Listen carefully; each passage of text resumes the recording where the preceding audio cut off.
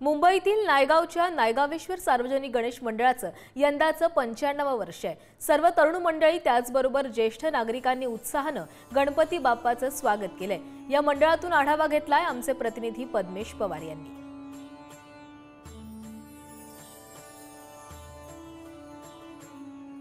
आज गणेश चतुर्थी आणि गणेश चतुर्थीच्या मुहूर्तावरती आज संपूर्ण महाराष्ट्रावरती आज गणपती बाप्पाचं आगमन झाल्याचं आपल्याला पाहायला मिळतंय।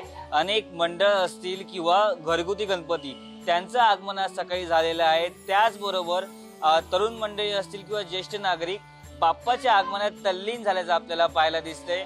अनेक महिन्यांपासून जी सार्वजनिक मंडळातली जी कार्यकर्ते आहेत त्यांची जी लगबग आज कुठेतरी आपण बघू शकतो फळाला आल्याची आपल्याला पाहायला मिळते। आपण सध्या नायगावमध्ये आहोत आणि नायगावमधील नायगेश्वर हा सार्वजनिक मंडळाचा जो गणपती आहे तब्बल आपण बघू शकतो की त्यांना 95 वर्ष झालेले आहेत। आपण 50-95 असा त्यांनी टप्पा जो गाठलेला आपल्याला पाहायला मिळतो। आपल्यासोबत सध्या मंडळाचे सचिव आहेत। काय सांगाल सर, 95 वर्ष झाले आपल्या मंडळाला? नायगाव गणेश मंडळ, नायगावेश्वर मंडळ 1930 जी स्थापना झाली तेव्हा भारताचं स्वातंत्र्य पण झालं नव्हतं, परंतु या स्वातंत्र्याच्या पूर्वीचे हे मंडळ स्थापन केलं नायगाव नगरीमध्ये।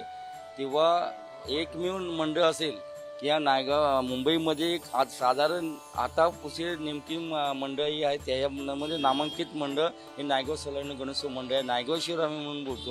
अजून सर काय सांगाल की एवढी परंपरा आहे पहिल्यापासूनची, आता तुमच्याकडे ती आलेली आहे?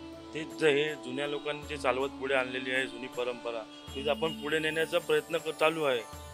आपण आगमनाला पण पारंपरिक पद्धतीने आपण यावेळी पण मर्दानी खेळ ठेवले होते। पुढे आपण वर्षाचे 12 सण दाखवले होते, तेच आपण पुढे चालू म्हणजे त्यांनी जी परंपरा चालू आणली तीच आपण पुढे करण्याचा प्रयत्न करतो आम्ही त्यांच्याकडून।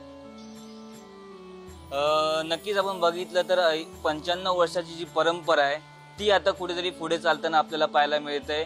अनेक जे तरुण कार्यकर्ते आहेत, तरुण गणेश भक्त आहेत ते जोमाने या मंडळासाठी काम करत आहेत।